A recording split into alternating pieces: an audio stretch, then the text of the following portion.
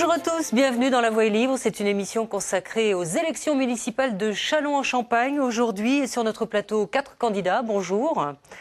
Benoît Paru, vous êtes député UMP de la Marne, adjoint au maire sortant Bruno Bourbrock, et vous menez la liste J'aime Châlons, génération 2014, qui rassemble l'UMP, l'UDI et le MoDem.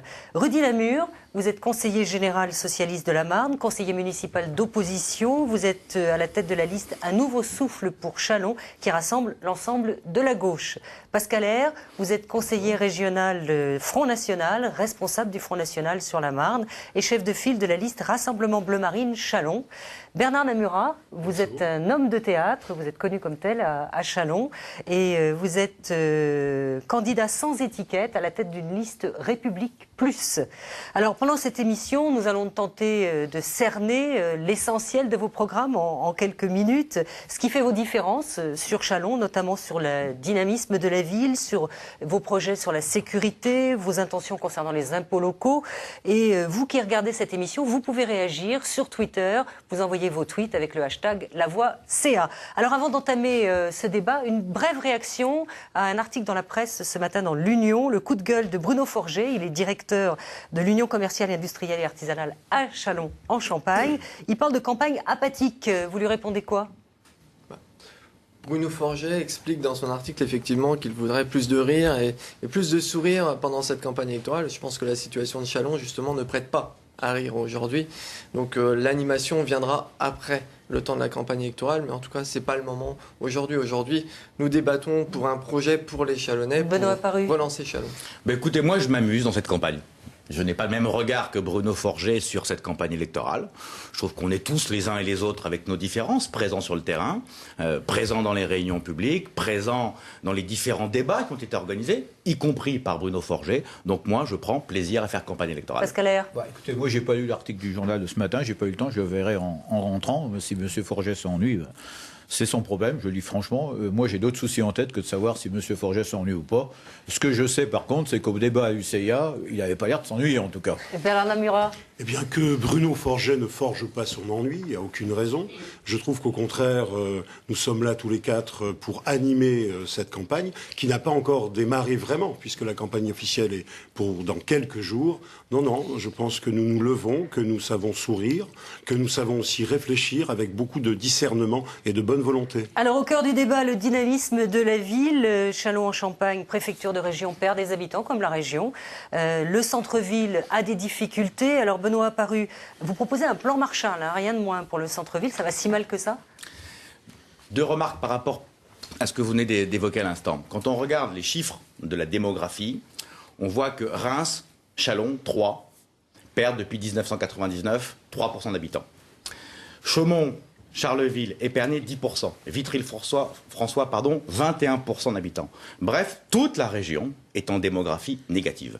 Et si on élargit le spectre, on voit d'ailleurs que c'est l'ensemble du grand quart nord-est qui se désindustrialise, avec des populations qui malheureusement s'en vont vers l'Atlantique et vers la Méditerranée. Je précise ça pourquoi ? Parce que si on se trompe de constat sur la situation chalonnaise, on ne risque pas d'apporter les bonnes réponses et les bonnes solutions. Mon idée principale, c'est de se dire que nous devons, dans les 10 années qui viennent, créer, dans la Marne, une métropole d'envergure nationale, en réunifiant, en poussant au rapprochement entre les 3 villes principales de notre département, Reims, Châlons et Épernay. Vous êtes en train de dire que Reims seul ne peut pas être la locomotive Si on veut travailler ensemble, département. si on veut que Reims progresse, que Châlons progresse, que Épernay progresse, il faut que les 3 villes travaillent ensemble. Ce n'est pas l'une au détriment des 2 autres, ce n'est pas l'une qui sera au centre de la vie marnaise. C'est les 3 qui doivent ensemble se construire un avenir attractif commun. Pour le centre-ville, deuxième élément de votre question. Pour le centre-ville, on a plusieurs constats. 1, la baisse démographique qui fait moins de consommateurs. Une baisse de la consommation en France. Un commerce électronique qui progresse à une vitesse absolument délirante. Alors vous faites quoi ? Notre idée, c'est de se dire que 1, il faut redéfinir le périmètre du centre-ville commerçant. 2, qu'il nous faut remettre... Ça veut dire quoi redéfinir un périmètre ? Ça veut dire tout simplement que l'histoire du commerce du centre-ville de Châlons, c'est un périmètre qui prend la rue de la Marne, la rue de Léon-Bourgeois et une patate entre les deux. Il nous faut redéfinir ce périmètre pour avoir plus de densité commerciale. Il faut qu'on ait plus d'habitants en centre-ville, plus d'animation en centre-ville. Et l'idée de ce plan Marshall, c'est de se dire qu'il faut avoir une approche globale de l'ensemble des problèmes et non pas segmenter nos approches. Rudy Namur, une approche globale, faire revenir des habitants au centre-ville, vous faites comment vous? Approche globale, effectivement, néanmoins. Plan Marshall, moi ça me fait sourire. Plan Marshall, c'est quand même le signe d'un bilan catastrophique. Le dernier plan Marshall, c'était après les bombardements en 1945. Donc ça montre bien qu'il y a vraiment un véritable problème en centre-ville qui n'a pas été réglé malheureusement sur ces dernières années. Demain, pour relancer le centre-ville, il faut effectivement une politique globale qui prend aussi bien les problématiques de stationnement, de plan de circulation, du droit de préemption. Le conseil municipal l'a voté. Vous faites quoi, par il y a exemple, peu de pour temps. le droit de préemption? Faire en sorte que lorsqu'il y a des cellules commerciales qui sont vides, que la commune puisse les acquérir pour ensuite les louer à des tarifs modérés. Pardon, mais c'est pas ça le droit de préemption. À des futurs commerçants. L'objectif étant... Dans le cas que vous évoquez, le droit de préemption ne fonctionne pas. L'objectif étant aujourd'hui de faire en sorte de permettre à des futurs commerçants de s'installer en centre-ville et d'avoir des difficultés. Écoutez, je pense qu'on n'a pas la même lecture des textes, tout simplement.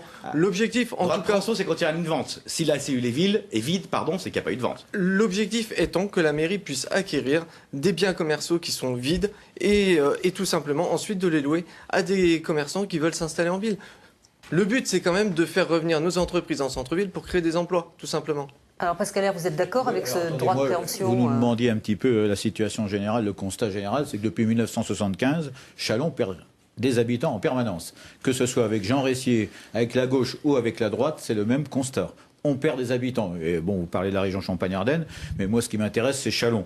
Deuxième chose, j'entendais Benoît Paru qui parlait de métropole. On peut l'isoler, Châlons, du reste de la région? Je pense que non. Pourquoi? Parce que les causes, elles sont d'abord nationales. C'est la politique ultralibérale menée par Bruxelles avec la complicité de l'UMPS qui mène à cette situation. Châlons ne vit pas en vase clos. Châlons subit les conséquences d'une politique nationale et européenne. Et c'est d'abord cette politique qu'il faut changer. Sinon, on ne changera rien. C'est la délocalisation, c'est la suppression des frontières qui met en concurrence nos entreprises, nos travailleurs avec le monde entier, qui fait effectivement que les gens s'en vont parce qu'ils cherchent du travail ailleurs. Il n'y a plus aucune entreprise, il n'y a plus aucun développement durable possible tant qu'on ne rétablira pas les frontières. Donc, deuxième chose, je voulais parler de ce fameux plan Marshall. Plan Marshall, c'était 220 milliards de dollars 2014. Alors, je voudrais savoir où Benoît Paru va trouver cet argent. Les Châlonnais n'en peuvent plus au niveau fiscalité, à moins qu'ils empruntent encore. Mais le plan Marshall, c'était les États-Unis qui nous fournissaient de l'argent pour acheter leurs produits. Alors moi, je voudrais savoir qui va fournir l'argent pour Châlons pour acheter quel produit. Est-ce que c'est les amis qataris du UMP? Alors ne parlez pas de plan Marshall, ça veut strictement rien dire. Comme d'habitude, vous avez des approches dites globales. Ça vous fait réagir, oui, parce que le vrai plan Marshall, et M. Namur, pour une fois, on sera d'accord, ça ne correspond pas à ce que vous racontez. C'est de la fumisterie. Le droit de préemption aussi. Pour les commerces, moi, je voudrais aussi rétablir les vérités. Le droit de préemption, il existe depuis 2005. Décret d'application 27 décembre 2007, on ne l'a jamais mis en application. Ça fait 6 ans qu'il existe, il n'a jamais été mis en application à Châlons. Alors pourquoi demain, ils feraient ce qu'ils n'ont pas pu faire ou pas voulu faire aujourd'hui? Simplement parce qu'il y a les élections, donc il faut encore une fois récupérer des voix, dire aux commerçants, on s'occupe de vous. Moi je suis champenois depuis 1969, je suis arrivé en 1982 à Châlons, on parlait déjà de revitaliser le centre-ville. On a mis beaucoup d'argent là-dedans, des millions. Et puis ça change quoi? Rien. Alors Bernard Namura, est-ce qu'il fallait développer les zones commerciales à la périphérie? Est-ce que le centre n'a pas beaucoup souffert de ça?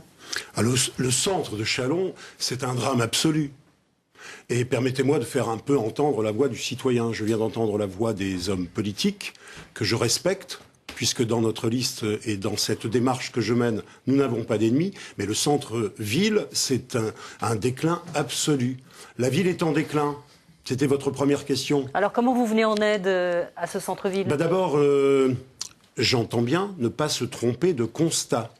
La ville est en déclin, donc la ville est en souffrance. Le centre-ville souffre, la politique souffre, les citoyens souffrent, l'hôpital public souffre, tout Châlons souffre. On le sait désormais.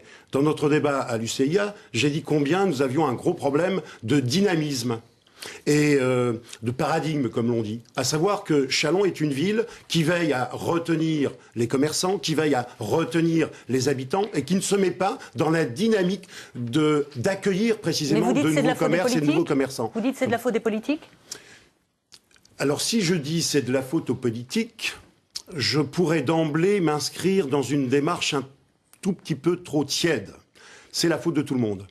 c'est de la faute des politiques qui probablement ont tendance, je l'ai déjà dit, à nous mener dans des impasses, mais c'est aussi la faute des citoyens qui ne se relèvent pas, qui ne se redressent pas. Alors vous faites et qui quoi ne pour le disent pas leur centre-ville? mot. Vous faites quoi pour le centre-ville? Qu'est-ce que je fais pour le centre-ville? D'abord, j'opère le bon constat. C'est ce que je suis en train de faire depuis très longtemps. Je suis d'ailleurs assez d'accord avec monsieur Bruno Forget, qui dit qu'il y a eu une erreur stratégique et un rendez-vous historique qui a été raté. On a massacré notre centre-ville, j'en sais quelque chose. C'était un centre-ville qui aurait pu être de dentelle, qui aurait pu être de patrimoine, et qui est devenu un centre-ville en impasse. On n'y circule plus ni bien en voiture, ni bien à vélo. Et puis, quand on y circule à pied, eh bien, c'est dommage, mais on n'a pas grand-chose à voir. Alors, ce que je ferai immédiatement, c'est une dynamique culturelle, une dynamique artistique, une revitalisation par le concours des habitants et des associations d'emblée. Alors, pour ce dynamisme culturel, artistique, il y a eu le Capitole qui a été installé à Châlons, une réalisation donc très importante dans le dernier mandat. Est-ce que ça a atteint ses objectifs, Benoît Apparu? Est-ce que réellement il fonctionne comme on le souhaiterait? Le Capitole est pour moi une vraie réussite culturelle et économique. Le projet qui était celui porté par Bruno Bourboc et son équipe était de dire on a besoin de donner à la foire un nouvel outil pour développer la foire. Pourquoi ? Parce qu'on sait pertinemment qu'en termes de développement économique futur, dans les 10 ans qui viennent, nous allons devoir, à Châlons, autour du Capitole, essayer de construire ce que j'appellerais une nouvelle dynamique agricole. Nous avons la chance, à Châlons, d'être au cœur d'une région agricole très puissante, la plus puissante de France. Il faut qu'on utilise la dimension aujourd'hui interrégionale de la foire pour la monter en niveau, pour en faire un événement de niveau européen. Et pour ça, on avait besoin de ce nouvel outil qu'est le Capitole. Donc oui, une réussite de ce point de vue-là. Je parlais de salles de spectacle également. Est-ce que Reims, par exemple, puisqu'on parlait de métropole tout à l'heure, ne doit pas faire une grande salle de spectacle puisqu'il y a le Capitole? Mais justement, il me semble que pour entendre, par exemple, mes amis Arnaud Robinet et Catherine Vautrin sur le sujet, ils ont renoncé à proposer une salle de spectacle sur Reims parce qu'ils considèrent qu'avec l'outil que nous avons à Châlons, à Épernay, qui travaillent déjà ensemble, nous avons une complémentarité qui s'organise déjà possiblement pour les 3 villes. C'est vraiment ce que nous appelons de nos voeux dans le rapprochement entre les 3 territoires.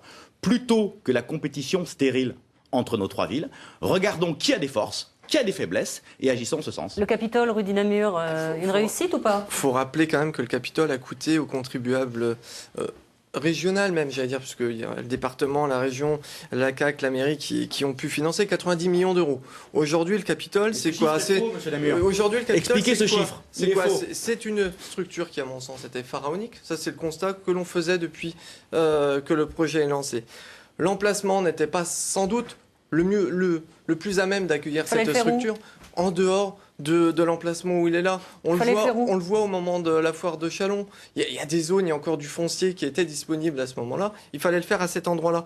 Et puis, maintenant, il est là. Donc, il faut qu'il fonctionne puisque le contribuable l'a payé. Donc, essayons de faire en sorte que le Capitole puisse accueillir des événements sportifs, même s'il a un défaut, c'est qu'ils ont oublié de mettre des vestiaires et des douches dans le Capitole, donc c'est un petit peu dommage. Essayons de faire en sorte que le Capitole puisse accueillir peut-être des premiers couteaux plutôt que des stars qui sont un petit peu dépassées. Faisons en sorte que les différents accords entre les villes d'Épernay, de Reims et de Châlons, dans le cadre d'une association qui était constituée autour du Conseil général, puissent faire en sorte d'apporter des artistes de plus grande envergure à Châlons, de manière à ce qu'on puisse faire vivre enfin ce Capitole. N'oublions pas, c'est 1300 spectateurs de moyenne sur les spectacles, ce qui est peu. Le Capitole trop cher ou pas? Une petite remarque sur le centre-ville. Bon, moi, j'ai pris l'engagement avant le 1er juillet de supprimer la taxe locale pour la publicité extérieure. C'est du racket pour les commerçants. La taxe sur les enseignes, c'est ça? Voilà, la taxe sur les enseignes. Donc ça, c'est la première chose que je ferai. Deuxième chose, il faut favoriser la venue d'activités complémentaires. Ça sert à rien de faire venir des concurrents alors que ça va déjà mal. Donc, activités complémentaires en priorité. Puis je rappellerai au passage quand même que c'est quand même la droite et la gauche qui ont fait venir qui ont créé les zones commerciales. Et aujourd'hui, ceux qui s'en plaignent, eh bien, ils devraient s'adresser directement à l'UMP ou au Parti socialiste. Alors, concernant le Capitole, effectivement, il y a eu une émission il n'y a pas longtemps à la télé que ça allait coûter, je crois, 90 millions d'euros aux contribuables. Bon, qu'ils soient local, j'en sais rien, demandez aux journalistes qui ont fait l'enquête. Mais moi, ce qui m'intéresse là-dedans, vous permettez, je vous ai laissé parler, laissez-moi parler. Moi, le Capitole, j'aurais été maire, j'aurais fait un référendum, parce que c'est l'argent des contribuables, et moi, je m'engage pour tous les grands projets à faire un référendum parce que c'est l'argent des contribuables de Châlons. Vous contestez C'est ce eux qui chiffre, doivent Benoît décider. Apparu? Ah, je conteste effectivement ce chiffre. Qu'est-ce qu'on est en train de nous dire sur le chiffre du Capitole? Demain, vous achetez une maison, 100 000 €, et vous intégrez dedans tous les intérêts que vous allez payer pour dire, voilà, le coût de la maison, c'est ridicule. Et donc, effectivement, C'est ce pas- Capitole... C'est quelque chose qui sort de la D'accord. poche C'est le de la contribuable ville. qui paye. Si je finis 2 secondes, puisqu'apparemment il ne faut pas se couper les uns avec les autres, et qu'on ne veut pas de vrai débat, où on peut justement échanger On peut les uns les débattre autres, sans se ce qui couper. serait beaucoup plus intéressant. Moi, je vous laisse parler, Je je dis vais simplement la regarder chose après. suivante. Le Capitole a coûté, grosso modo, 50 millions d'euros. Et 90 000 Premier euros élément. au Premier contribuable. élément, je vais finir, c'est promis, monsieur Namur. Il a coûté 50 millions d'euros en coût de construction. Quand vous faites un projet, quel qu'il soit, et ceux qu'engageront la région demain, le département ou la ville de Reims, bien évidemment, vous avez des modes de financement. Si on était passé par un emprunt classique, il aurait coûté aux contribuables le même coût en passant par un partenariat public-privé.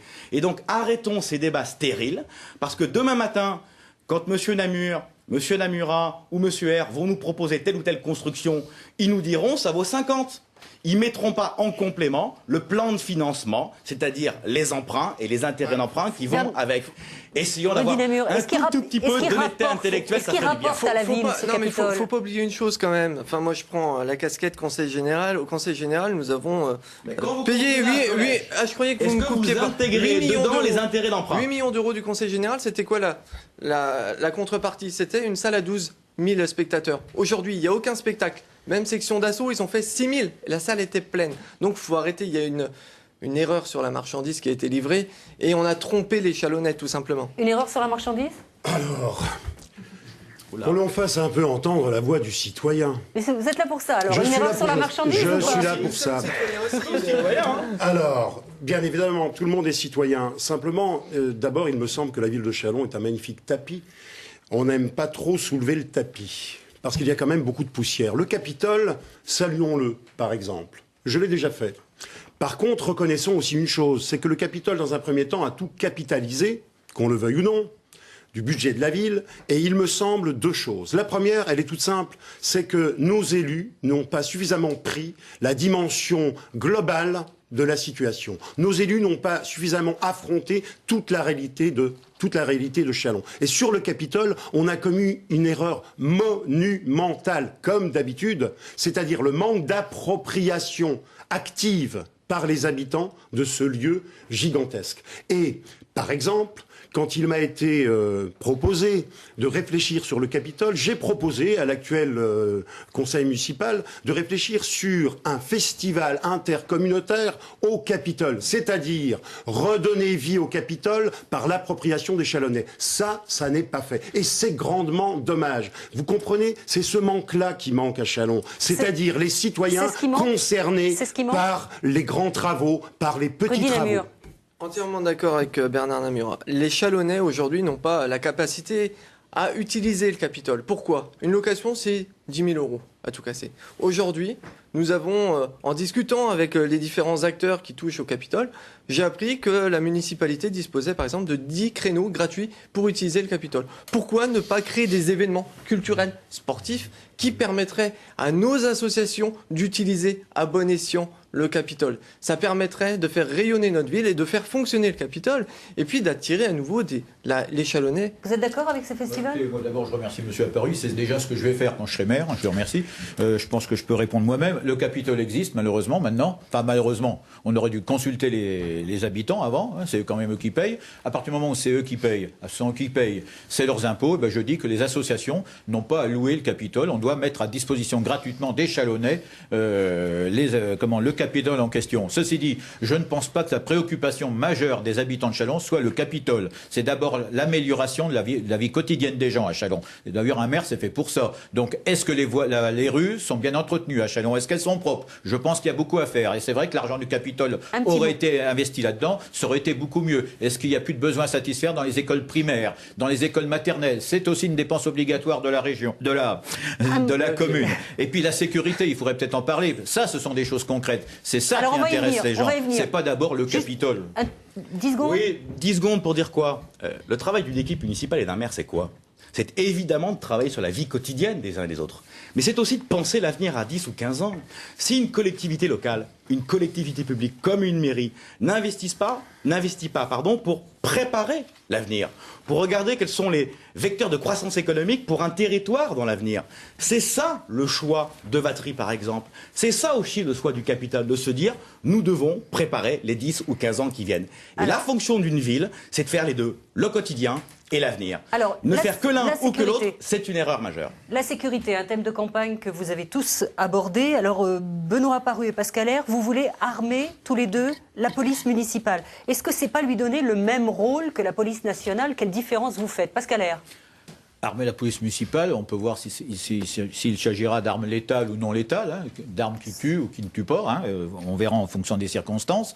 Mais ça existe dans d'autres communes. En fonction des circonstances, ça veut dire quoi? Oui, en fonction de la gravité de la situation, en fonction des moyens déjà existants. Mais moi, ce que je veux avant tout, c'est qu'on mette clairement... Alors, la police nationale, elle a son travail à faire, c'est tout à fait normal. Mais en complémentarité, il y a des polices municipales qui existent. Et il faut faire le maximum. Moi, je veux faire comme à Orange, par exemple, où la délinquance s'est déplacée ailleurs. Bah, tant mieux pour les habitants d'Orange. Je veux que la délinquance disparaisse de Chalon. Ailleurs. Qu'elle aille ailleurs, que les maires fassent pareil ailleurs. À Fagnières, à Compertry. Non, mais il faut être clair, il faut être réaliste. Il ne faut pas raconter d'histoire aux gens. Il y a de l'insécurité à Chalon. Eh bien, occupons-nous d'abord de cette insécurité à Chalon. Rudy Namur, il y a vraiment de l'insécurité à Chalon? Alors écoutez, moi je vais vous donner un exemple très concret pour faire du porte-à-porte. Et qu'est-ce que vous pensez de l'armement de la police municipale? Pour faire du porte-à-porte tous les soirs, et je pense à Madame Pichon et non Pigeon, qui nous a expliqué à la Vallée Saint-Pierre que quand on a évoqué la question de l'insécurité, elle m'a dit effectivement il y a deux jeunes qui causent des problèmes dans un hall d'immeuble. Donc la sécurité à Chalon, elle est vraiment dans un endroit très restreint et très limité. Arrêtons, Chalon n'est pas Chicago ou le Bronx. C'est pas Chicago, comme je l'ai déjà dit. Non, j'y suis jamais allé, c'est vrai. Non, mais il suffit. Moi, je suis allé sur le site internet de Chicago et vous verrez, c'est beaucoup plus sûr qu'ici. C'est que armer une milice locale, puisque quelque part, pour moi, la police municipale armée devient rapidement une milice locale. Vous avez des exemples? Ça vous fait rire, Benoît Paru? Répondez. Ça me fait sourire parce qu'effectivement, j'en déduis donc que toutes les villes de gauche qui ont armé une police municipale ont organisé donc des milices. C'est pas parce qu'il y a des maires de gauche que je suis toujours d'accord avec eux. J'entends bien, mais donc, je suis pas un aujourd'hui, nous avons donc 75% des policiers municipaux en France qui sont armés. Et nous avons donc un développement, mais anarchique, est-ce que c'est des pas milices en mélanger France. les rôles des polices? C'est pas sérieux, non. Ce que dit M. Namur n'est pas sérieux. Regardons les choses de façon précise. Les Chalonnais ne Quelle est l'idée que nous défendons? Plus de vidéosurveillance. Parce que c'est de la prévention. Deuxième élément, je considère qu'aujourd'hui, il faut que les policiers municipaux travaillent sur une plage horaire plus importante. Et notamment travaillent le soir et la nuit. Et parce qu'ils travaillent le soir et la nuit, il faut leur donner les moyens d'assurer leur propre sécurité. L'armement d'une police, qu'elle soit nationale ou municipale, c'est pas pour tirer sur les gens, c'est pour se protéger eux-mêmes. Ça peut arriver. Non, l'objectif, c'est de se protéger eux-mêmes. Et je répète surtout, 75% des policiers municipaux sont aujourd'hui armés. Et j'ai pas le sentiment qu'en France, il y ait des milices dans toutes les villes. L'armement de la police municipale. Pour moi, il est assez clair que si on en arrive à armer la police municipale, c'est qu'il y a tout un travail en amont qui n'aura donc pas été fait. Je me permets de dire ceci à M. Apparu. Je l'ai entendu déclarer que le devoir des élus, c'était à la fois d'anticiper et de travailler au quotidien. Vous avez entièrement raison. Encore faut-il réussir ce travail. Et il me semble que non seulement au niveau du commerce, non seulement au niveau de la globalité de la ville, ça n'a pas été une réussite jusqu'à ce jour, mais qu'en matière de sécurité, le compte n'y est pas. Je suis toujours inquiet quand il s'agit d'armée. Je crois qu'il y a des armes de la République, des armes de citoyenneté qui ne sont pas suffisamment prises en compte. Je suis à la fois pour que du jour au lendemain cesse effectivement toute forme de dérive ou d'exaction, et il y a certainement de quoi œuvrer dans ce sens-là avec la préfecture, la gendarmerie, la police nationale, la police municipale, mais il y a aussi, parce que je crois que je suis un petit peu en retard de temps, il y a aussi... Pas trop. Pas trop. Bon... Tant mieux. C'est que le propos porte. Mais il y a aussi, me semble-t-il, à travailler sur la dimension fondamentale où la sécurité est profonde, où elle n'existe pas. Et si cette sécurité-là n'est pas enclenchée par une dynamique éducative, une dynamique sociétale, une dynamique de dignité, je peux vous dire... Concrètement, ça veut dire quoi? Parce que là, on ne sait pas très bien. Alors, concrètement, parce que je fais partie de ces citoyens qui savent être concrets. Je fais partie de ces citoyens qui relèvent les manches. Concrètement, je crois qu'il y a du côté de l'école à faire ce qu'il faut, qu'il y a du côté des jeunes à faire ce qu'il faut, et ça n'est pas fait. Un mot de Rudy Namur, parce qu'on arrive presque à la fin de l'émission. J'entends bien Bernard Namur. Effectivement, la politique publique de sécurité doit s'articuler entre la prévention d'une part, la sécurité et la répression. Alors comment vous faites ? J'entends également Benoît Paru parler de la vidéo surveillance. Il n'y a personne derrière. Ben voilà, il n'y a personne derrière les écrans. Vous souhaitez Nous, on souhaite une meilleure caméras gestion de la vidéosurveillance avec au moins quelqu'un derrière les écrans. C'est tout bête, mais quand il y a eu des problèmes de sécurité en centre-ville à Châlons... C'est un nouveau service que vous avez chiffré, ça ? Ça coûte en gros 200 000 € d'avoir quelqu'un derrière les écrans. Doubler les caméras de vidéosurveillance, c'est 560 000 €. Oui, juste toute petite différence, quand il y a eu des un investissement du fonctionnement. Quand il y a eu des problèmes de sécurité en centre-ville à Châlons, tout le monde nous a dit c'est très bien, on a pu arrêter les auteurs de ces incivilités. Sauf que si les caméras avaient pu bouger, zoomer, nous aurions pu tous les arrêter. Monsieur R, vous voulez mettre quelqu'un, vous aussi, derrière les caméras ? Bien sûr, mais plus généralement, je constate que l'UMP recopie les propositions du Rassemblement Bleu Marine et du Front National, qui proposent ça depuis des années. Quant à M. Namur, qui me dit que c'est pas... La différence, c'est que dans beaucoup de villes, on l'a fait depuis des années. Vous permettez, par exemple. Je peux parler, monsieur Apparu ? Mais je vous en prie, allez-y. Je reconnais là la tendance totalitaire de l'UMP. Donc, je voudrais dire à monsieur Namur... Une leçon venant du Front National assez intéressante. Tout à fait, nous, on n'est pas au pouvoir. Je disais donc, effectivement, Châlons n'est pas Chicago, parce qu'à Chicago, la délinquance baisse de 23%. Alors qu'à Châlons, il y a l'insécurité physique. Encore récemment, vous savez, rue Titon, il y a un homme qui s'est fait tabasser à mort. Rue Eustache de Conflans, tabassé à mort. Il y a beaucoup de choses à faire. Et moi, je veux une police municipale. C'est la réalité. C'est comme tabassé à mort, ça veut dire qu'il y a eu des morts. Quand tabassé à mort, ça veut dire qu'on est gravement blessé. Non, tabassé à mort, quand on parle du GHV, monsieur Apparu nous dit il n'y a pas de problème. Et ben moi, je veux une tolérance zéro pour défendre les Français les plus faibles à Châlons. On va interrompre. On arrive à la fin de la première partie.